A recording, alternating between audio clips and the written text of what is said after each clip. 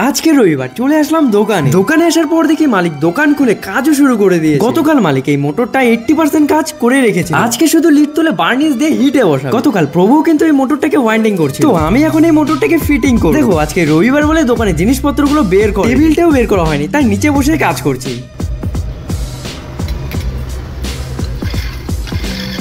দেখো motor fitting করা আমার এদিকে কমপ্লিট। তারপর একটা কাস্টমার আসলো ড্রিল মেশিনের বিট নিতে। একটা কাস্টমার এসে ফ্যানটা দিয়ে গেল, বলে গেল ফ্যানটা ঠিক করে রাখতে, কালকে নিয়ে যাবে। ফ্যানটা খুলে দেখি 2-3টা তার গলে গেছে, তার সাথে সুইচটাও চেঞ্জ করতে হবে। সুইচ চেঞ্জ করে সুন্দর করে তারগুলোকে সোল্ডারিং করে দিই। ফ্যান আছে এখন একদম ওকে। রবিবারের বাজার, তাই রানিং কাজ একটু কমই হয়। দেখো এটা হচ্ছে লুবি কোম্পানির মালিক, এটা এই মাত্র উত্তরের থেকে নিয়ে আসলো। আনার পর প্রথমে মালিক আমাকে বললো এই পাম্পের মোটর সাইডটা খুল। মোটরটা খোলার পর দেখি পুরো রানিং কয়েলটাই জ্বলে গেছে। দেখো এই সাবমার্সিবল পাম্পের কয়েল কিন্তু বানানো হয়ে গেছে, শুধু বসানো বাকি ছিল। তারপর কাস্টমার বললো বানাবে, তাই আজকে এটাকে ফিটিং করে রাখো। তারপর এই মোটরের কয়েল কাটিং করে ডেটা নোট করে রাখো, কাল সকাল সকাল মালিক এটা তার আনতে যায়। দেখো আজকের মতন দোকান বন্ধ করে যাচ্ছি এখন বাড়ির দিকে। চলো তাহলে নেক্সট ভিডিওতে দেখা হচ্ছে, বাই।